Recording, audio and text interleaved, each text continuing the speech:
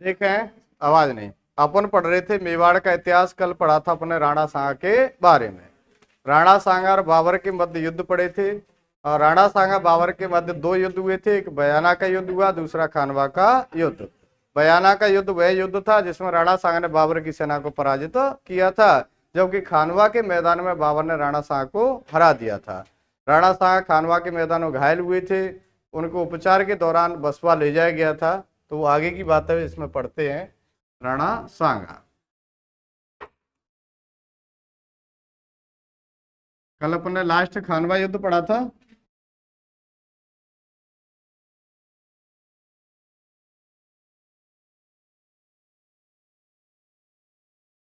देखें, खानवा युद्ध में मैंने असफलता के कारण बताए थे कि राणा सांगा की सेना क्यों पराजित हुई थी, असफल क्यों हुआ था। तो सबसे पहले अपन ने पढ़ा था कि बाबर द्वारा इस युद्ध में कौन सी पद्धति अपनाई गई थी, तुलगमा पद्धति। तुलगमा पद्धति का मतलब समझ गए, तीन तरफ से घेर करके या तीनों तरफ से युद्ध करना। दूसरा बताया था कि बाबर द्वारा इस युद्ध में गोले बारूद का या तोप खाने का प्रयोग करना।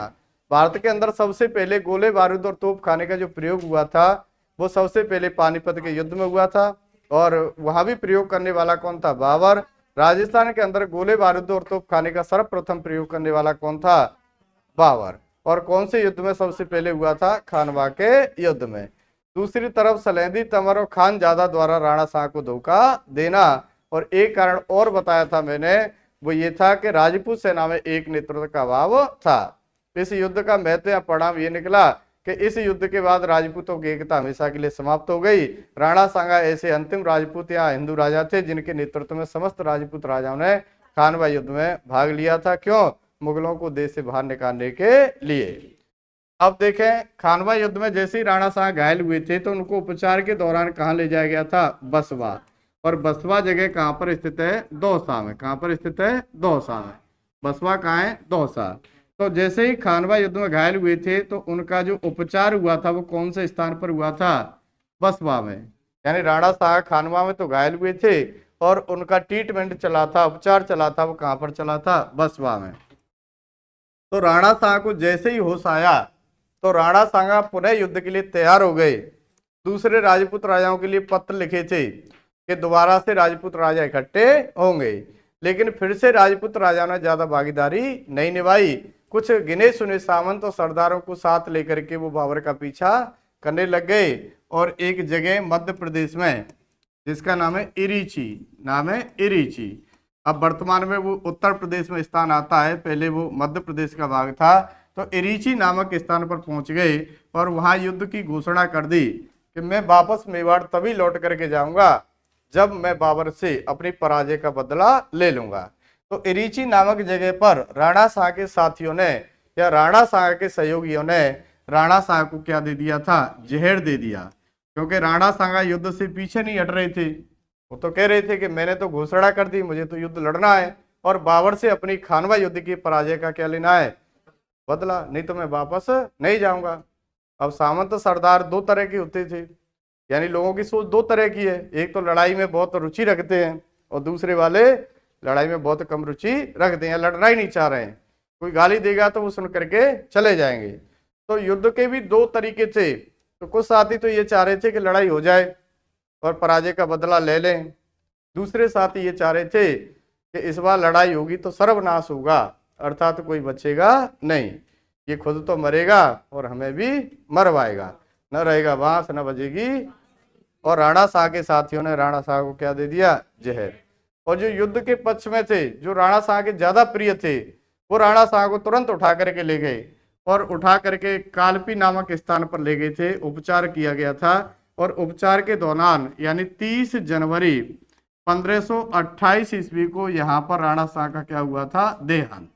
30 जनवरी 1528 ईस्वी को यह कालपी नामक स्थान पर राणा सांगा की क्या हुई थी, मृत्यु।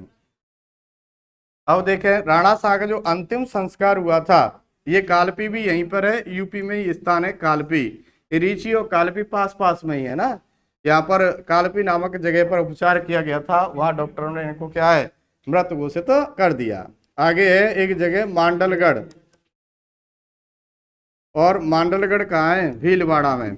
और इस स्थान पर राणा सांगा का क्या किया गया था, अंतिम संस्कार किया गया था। और राणा साह की यहीं पर क्या बनी है, छतरी। और राणा साह की जो छतरी बनी है मांडलगढ़ की पहाड़ी पर बनी है, यहाँ पर राणा साह का अंतिम संस्कार किया गया था। और मृत्यु के समय राणा साह के शरीर पर कितने घाव थे, 80 घाव थे, सबसे ज्यादा। यानी जो घाव देखने को मिलते हैं वो किस राजा के देखने को मिलते हैं, तो राणा सांगा के। यानी मृत्यु के समय उनके शरीर पर कितने घाव थे। इसलिए कर्नल जेम्स टोडे वो ये कहते हैं कि राणा सांगा कौन थे, सैनिकों के भग्नावशेष थे, सैनिकों के भग्नावशेष। भग्नावशेष का मतलब जानते हैं, भग्नावशेष का मतलब है सैनिकों का ही एक तरह से अंश था, अर्थात इसे सिपाही का अंश भी कहते हैं। क्या कहते हैं, सिपाही का अंश। जब लड़ाई होती है, यानी लड़ने वाला मरने वाला कौन होता है, सैनिक होता है।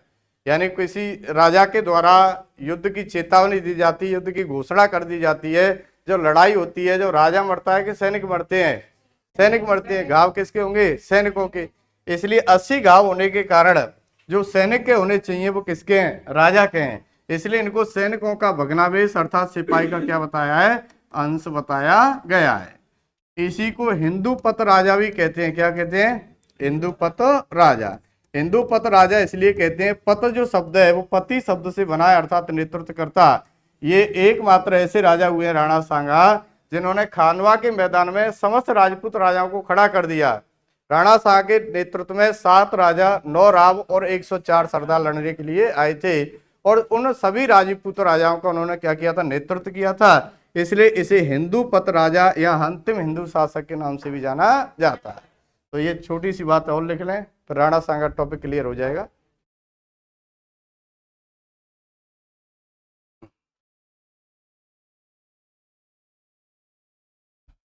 लिखें, ये 4 स्थानों के नाम लिख लें, उनमें एक एक लाइन लिखनी है। लिखें, बसवा दौसा।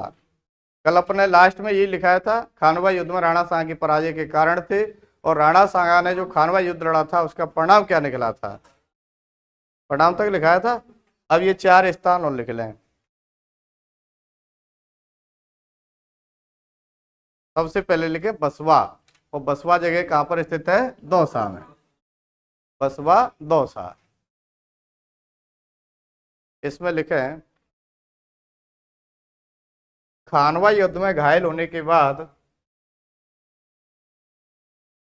खानवा युद्ध में घायल होने के बाद, खानवा युद्ध में घायल होने के बाद इस स्थान पर राणा शाह का उपचार हुआ था।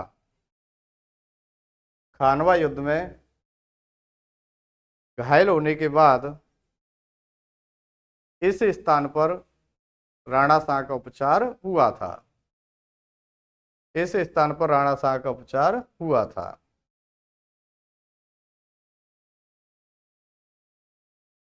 इस स्थान पर राणा शाह का उपचार हुआ था।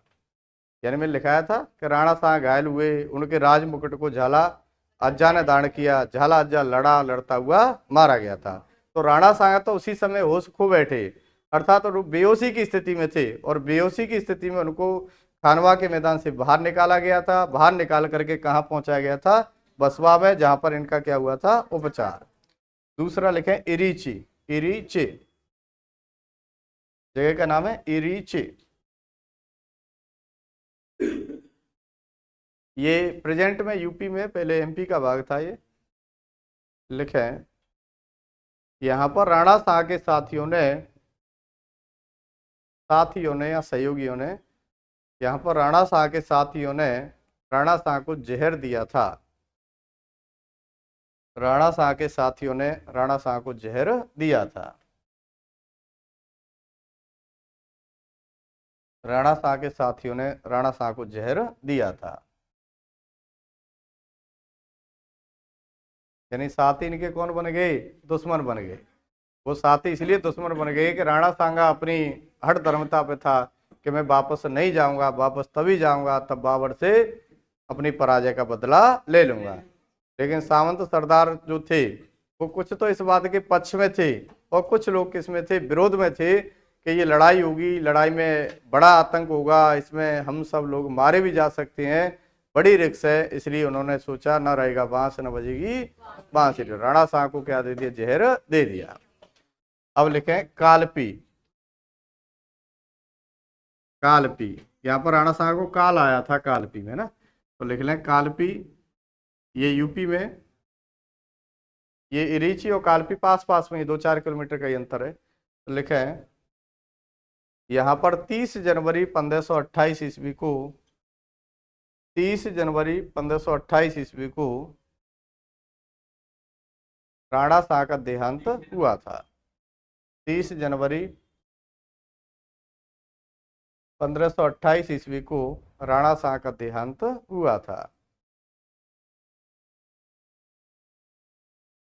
30 जनवरी 1528 ईस्वी को राणा शाह का देहांत हुआ था।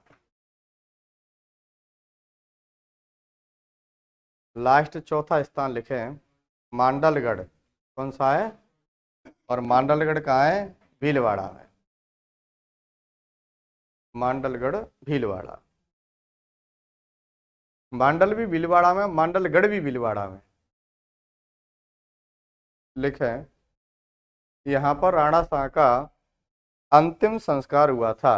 राणा शाह का अंतिम संस्कार हुआ था।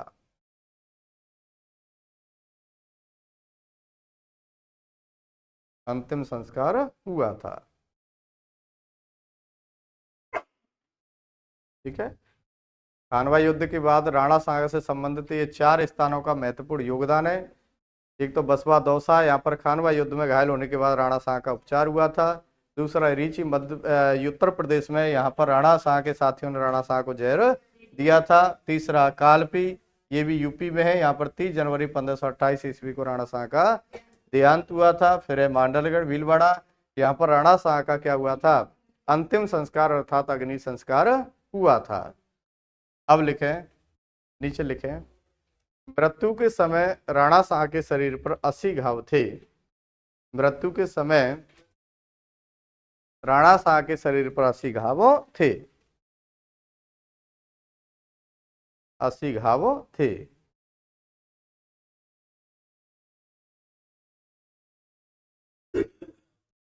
ठीक है। जैसे खानवा युद्ध से पहले उसने कई संघर्ष किए। जब उत्तराधिकारी संघर्ष हुआ, यानी भाइयों में लड़ाई हुई थी, इसके 2 भाई और लड़ने के लिए तैयार थे, एक पृथ्वीराज और जयमल। तो उत्तराधिकारी संघर्ष कहते हैं, गद्दी पर बैठने की जो लड़ाई होती है उसे क्या कहते हैं, उत्तराधिकारी संघर्ष।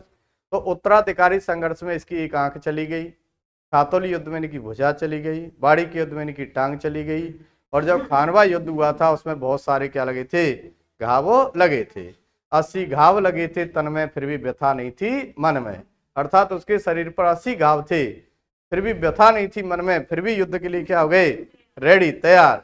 लेकिन उसके साथी उसको खा गए, अर्थात साथियों ने उसको क्या दे दिया था, जहर दे दिया था। कविता एक उसमें लिखा है 80 घाव लगे थे तन में, फिर भी व्यथा नहीं थी मन में।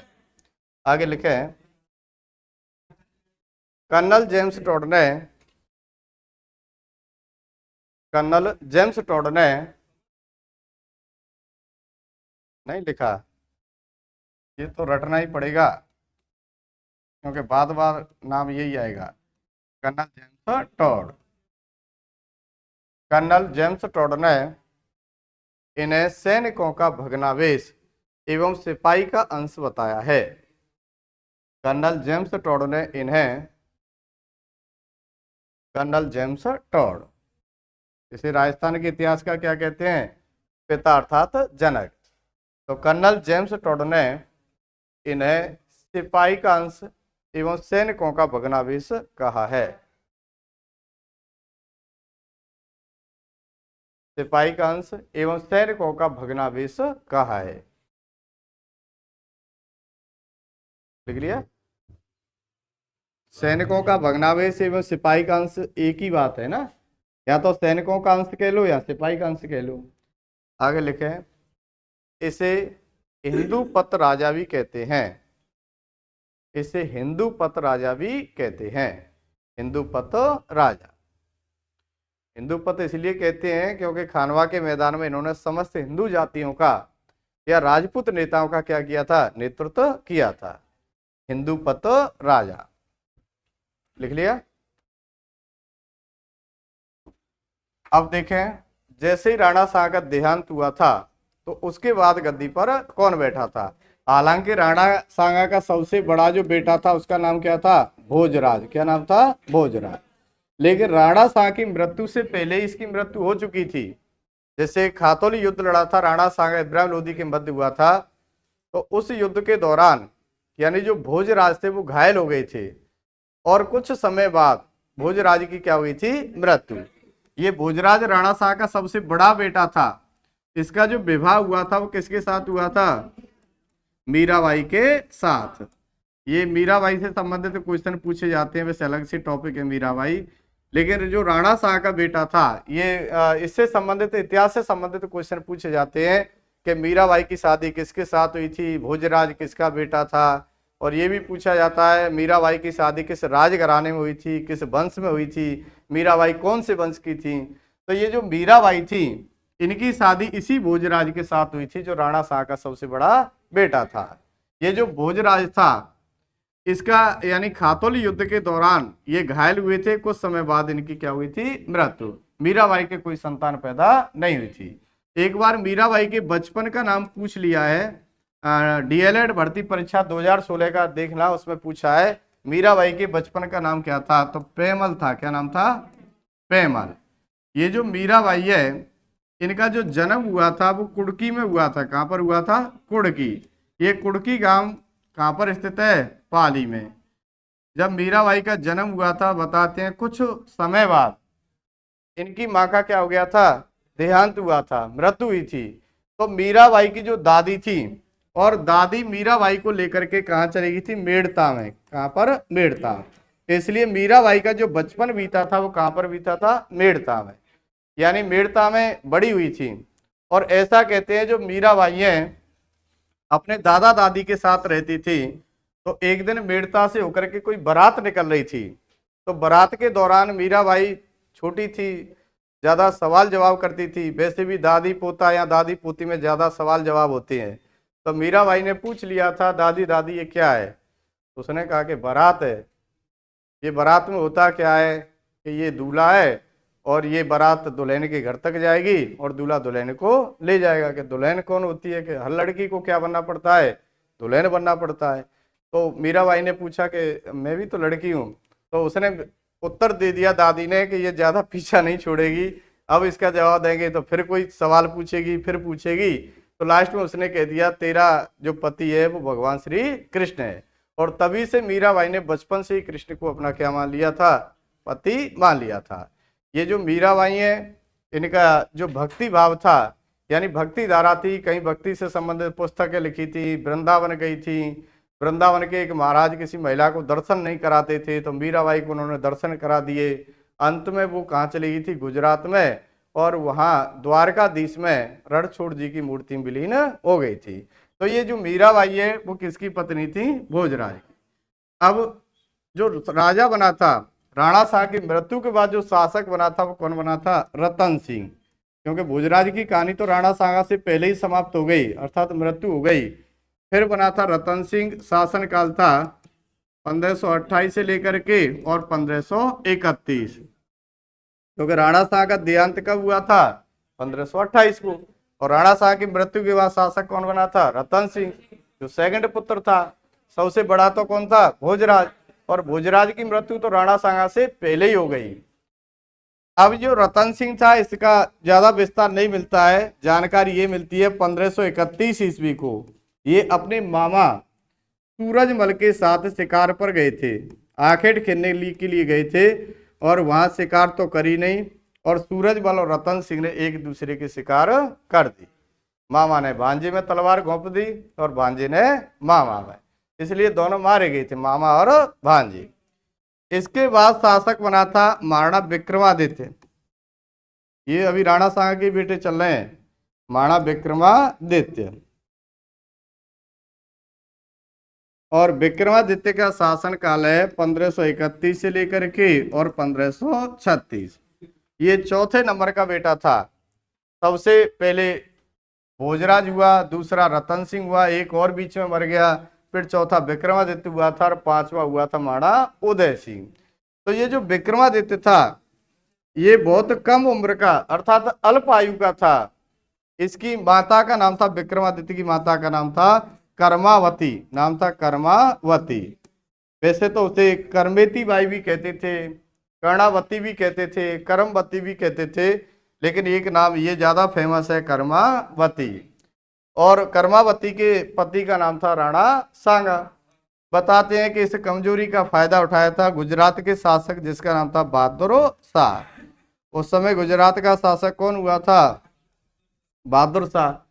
और बहादुर शाह मेवाड़ पर शासक बनने के बड़े बड़े सपने देखता था।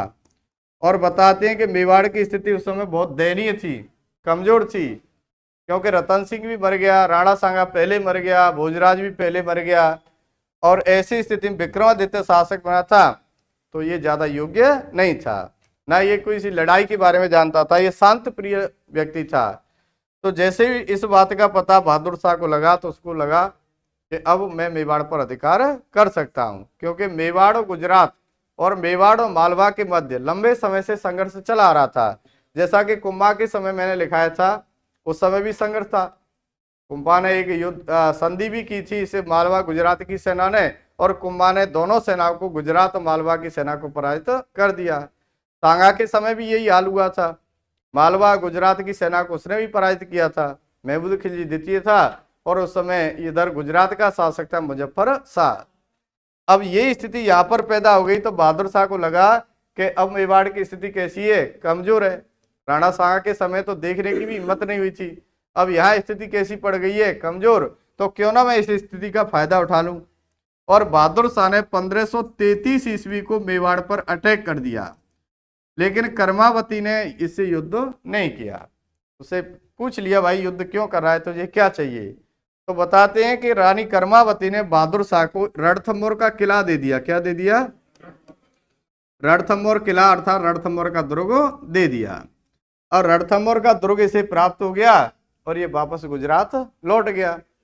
पर वो कहावत है कि चोर को चोरी की आदत लग जाती है, तो इसको लगा कि अब तो मैंने छोटा सा ही अटैक किया है और बड़ी चिड़िया मिल गई, अर्थात मुझे रणथंभौर का किला मिल गया।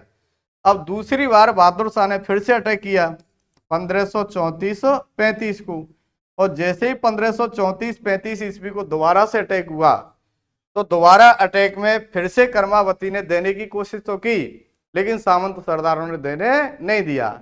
और कर्मावती ने क्या किया, इस विक्रमादित्य को तो भेज दिया नानी मामा के घर बूंदी, कह दिया कि तू तब तक नानी मामा के चला जा। और इस आक्रमण का सामना करने के लिए एक देवालिया ठिकाना पड़ता है, देवालिया, और देवालिया ठिकाना प्रतापगढ़ में, किसमें?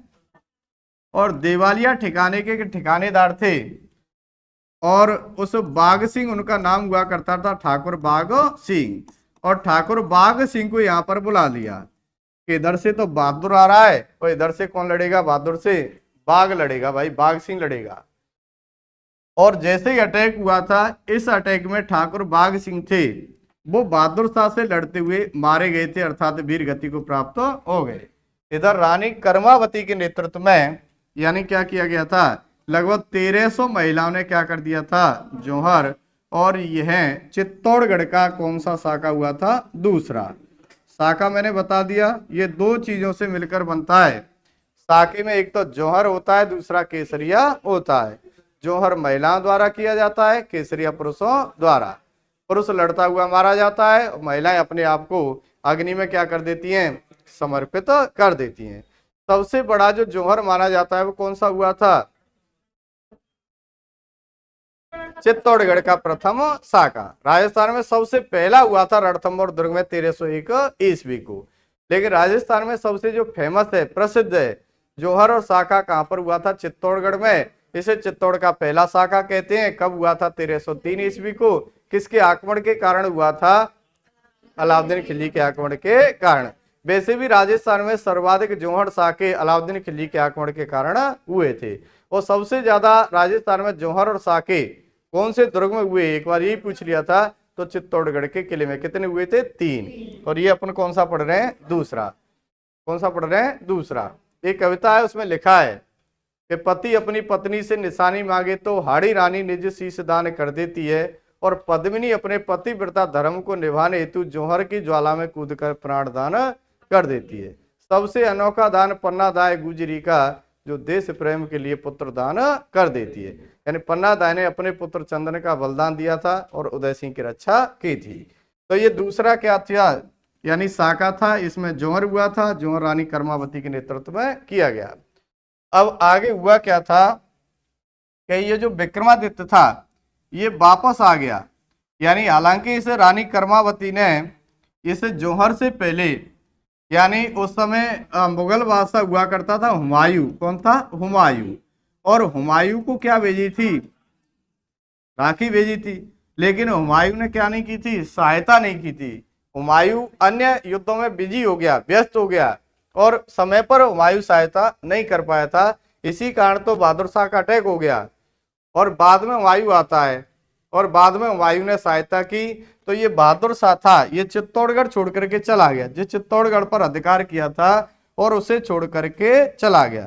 जैसे यहाँ फारस के रास्ते भागा, रास्ते में खाड़ी में नाव पलट गई और साथ में ही उसी में बहादुर शाह पलट गया और उसकी क्या हो गई थी? मृत्यु। बहादुर शाह मर गया। अब इधर से जैसे ही विक्रमादित्य था वो पुनः अधिकार कर लेता है, क्योंकि हुमायूं की सहायता मिल गई और विक्रमादित्य ने पुनः अधिकार कर लिया। अब 1536 ईस्वी को स्थिति बदल गई। 1536 ईस्वी को एक दासी पुत्र था, दासी पुत्र, और दासी पुत्र का नाम था बनवीर। क्या नाम था? बनवीर। दासी पुत्र क्यों कहते हैं पता है? क्योंकि ये दासी से पैदा हुआ था। और दासी कौन थी? यानी एक दासी थी, जैसे एक मैंने लिखाया था राणा साहब के भाई का नाम पृथ्वीराज लिखाया था, पृथ्वीराज था। पृथ्वीराज की जो शादी थी, विवाह था, वो किसके साथ हुआ था? ताराबाई के साथ। और ताराबाई की एक दासी थी जिसका नाम था पूतल दे।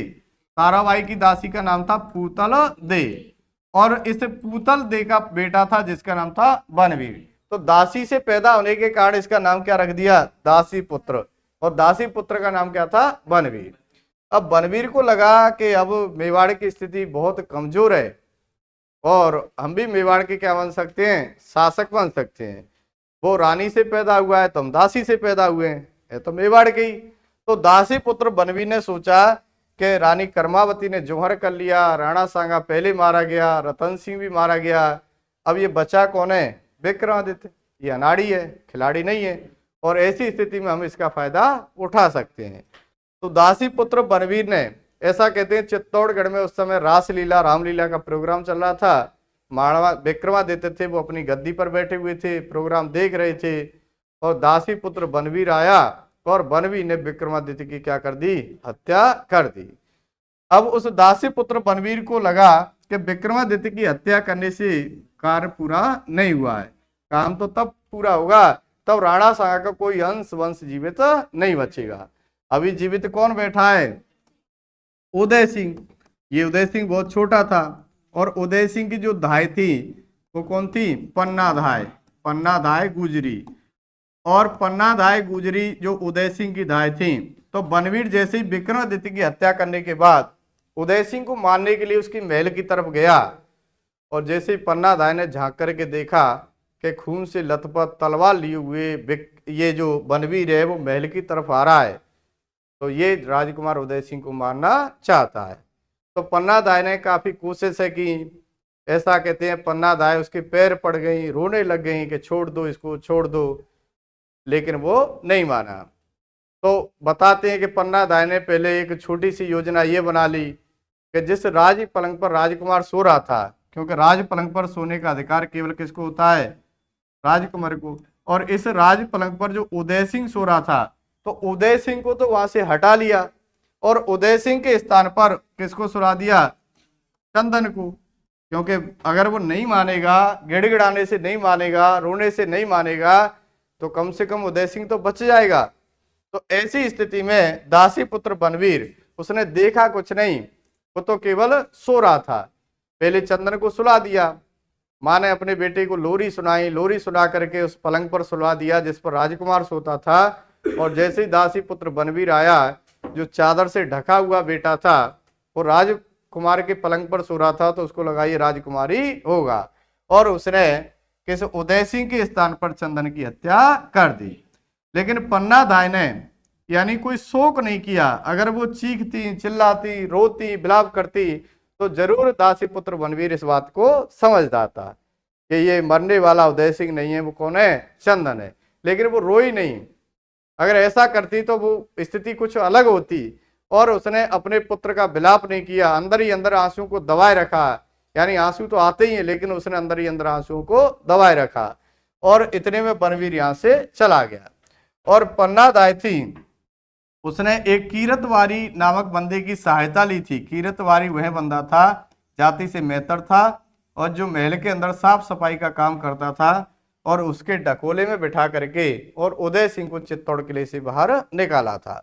और फिर वो उदय सिंह को लेकर के, यानी पन्नाधाय उदय सिंह को लेकर के कहाँ चली गई थी, तो कुंभलगढ़ के किले में। एक बार सीधा सा ही क्वेश्चन पूछ लिया कि चित्तौड़गढ़ छोड़ने के बाद यानी उदय सिंह और पन्नाधाय को कहां पर आश्रय प्राप्त हुआ था, तो कहां पर आश्रय मिला था, कुंभलगढ़ के दुर्ग में।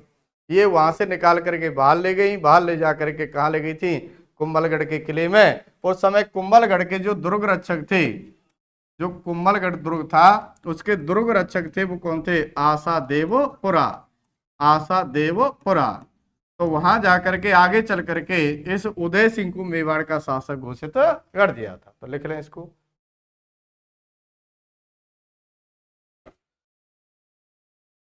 दो लाइन भोजराज में और लिख लें ना, भोजराज एक हेडिंग डालना है।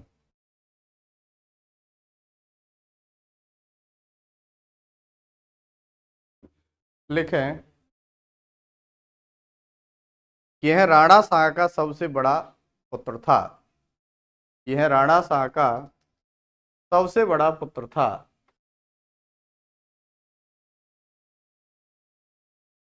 राणा शाह का सबसे बड़ा पुत्र था। इनका विवाह मीराबाई के साथ हुआ था। इनका विवाह मीराबाई के साथ हुआ था। मीराबाई।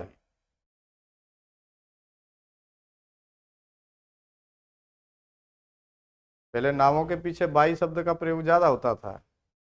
अहिल्याबाई, मीराबाई, फलानी बाई ना, पहले नाम ही ऐसे होते थे, राम कटोरी, राम ढकेली, राम प्यारी, हर प्यारी। अब ऐसे नाम रख ले तो क्या होगा, आगे चल करके वो घर वालों से लड़ेगी कि यही नाम मिला था क्या। एक बार क्या हुआ था कि मैं कोचिंग में पढ़ा रहा था, तो उस लड़की का कोई गार्जियंस आया और उसने पूछा कि सर इसमें कोई हर प्यारी है क्या। तो क्लास में लगभग 60-70 बच्चे बैठे, मैंने आवाज लगाई, नहीं बोली। अब मैंने, उससे घर वाले बड़े घबरा गए कि अब हमारी बच्ची घर से पढ़ने के लिए आई है और कोचिंग नहीं आई है, बड़े अचंभा है। अब वो बहुत दुखी बैठे थे, अब वो नहीं बोले बिल्कुल। अब भाई हमको तुम में से किसी का नाम नहीं पता है, क्योंकि हमने पूछा ही नहीं है। हम तो क्या है, पढ़ाने से मतलब है। तो हुआ क्या था, बहुत देर बाद कि सर मैं टॉयलेट जा रही हूँ, तो वो चली जा। और वो घर वालों से वो मिलके आ गई, तो कह रहे गुरुजी तुम बहुत झूठा है। मैंने क्यों, कि बच्ची जही में बैठी और तुम्हारे बताई नहीं। मैंने यार मैंने तो बहुत आवाज लगाई, अब वो बोली नहीं तो क्या पता है। फिर मैंने पूछा था कि नाम क्या है आपका, मैंने बताया कि एक ही लड़की गई थी बाहर, कि नाम क्या है, कि सर अरे प्यारी है, तो मैंने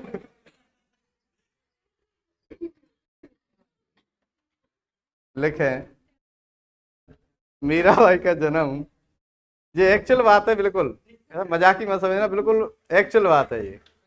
लिखे, मीराबाई का जन्म कुड़की गांव पाली में हुआ था। मीराबाई का जन्म कुड़की गांव, कुड़की गांव पाली में हुआ था।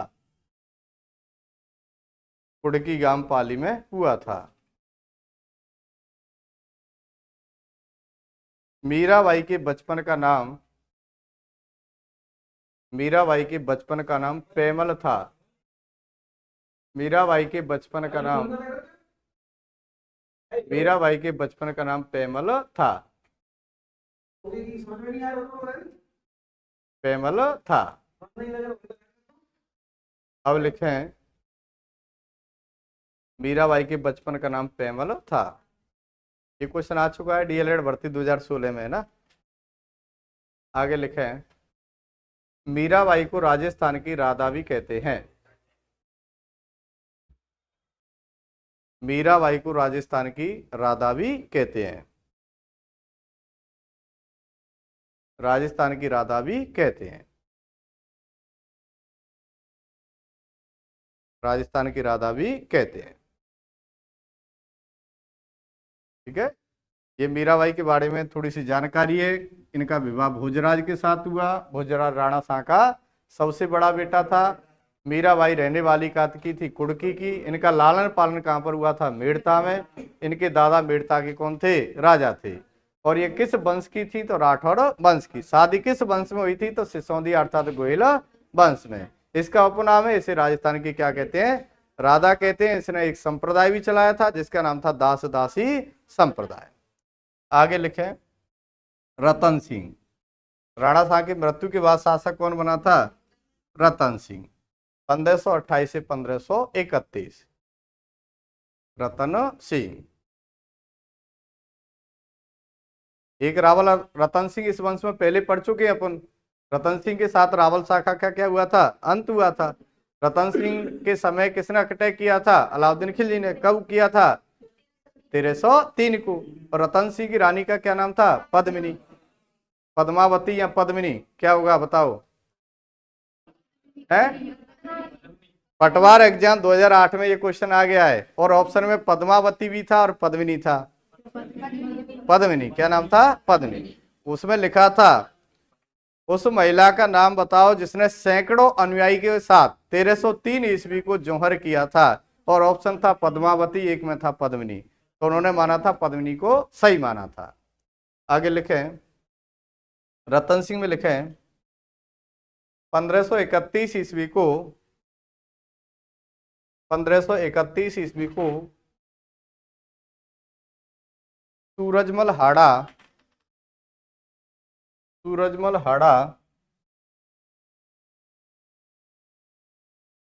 एवं रतन सिंह। सूरजमल हाड़ा एवं रतन सिंह शिकार खेलने के दौरान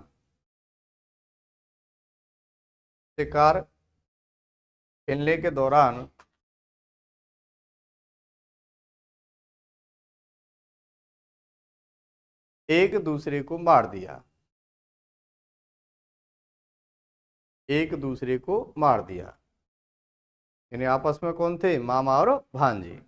भांजी ने मामा में तलवार लगा दी, मामा ने भांजी ने। अब लिखे माणा विक्रमादित्य। माणा विक्रमादित्य शासन काल है 1531 से 1536।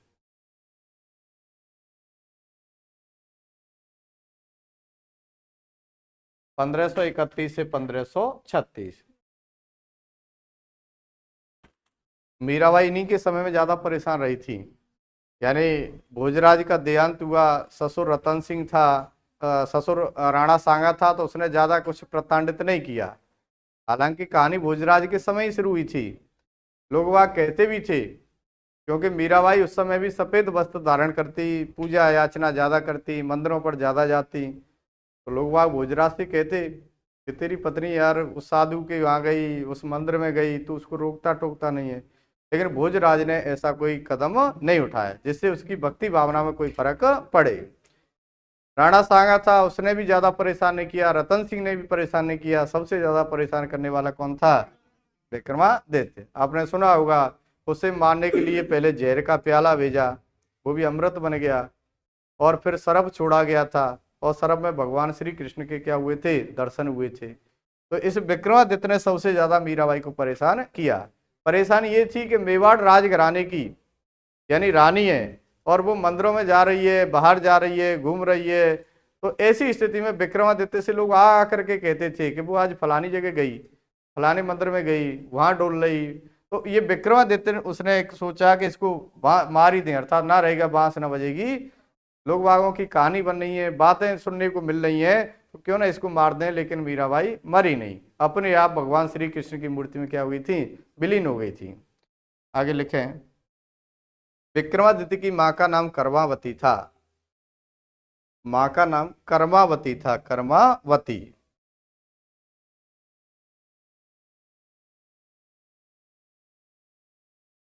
कर्मावती था। विक्रमादित्य के शासनकाल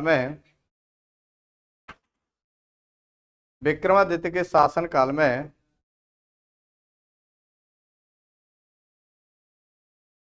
बहादुर शाह ने, क्वेश्चन लिख लेना, गुजरात का शासक विक्रमादित्य के शासनकाल में बहादुर शाह ने दो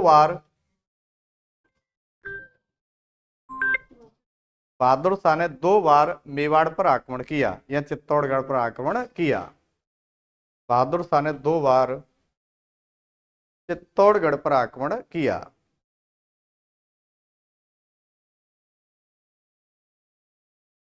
चित्तौड़गढ़ पर आक्रमण किया। नंबर 1 लिख लें। बहादुर शाह का आक्रमण 1533।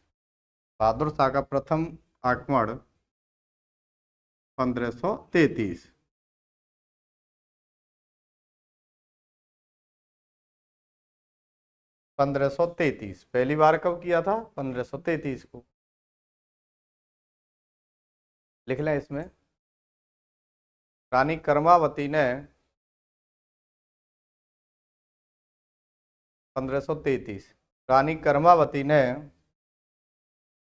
बहादुर शाह को रणथंभौर का दुर्ग देकर समझौता कर लिया। रानी कर्मावती ने बहादुर शाह को रणथंभौर का दुर्ग देकर समझौता कर लिया। यानी एक बार तो समझौता हो गया, लेकिन दूसरी बार समझौता नहीं हुआ। तो फिर एक हेडिंग और लिख लें। बहादुर शाह द्वारा आक्रमण 1534-35 को कल लिखाएंगे ना। बहादुर शाह द्वारा आक्रमण 1534-35। दूसरी बार अटैक कब हुआ था? 1534-35।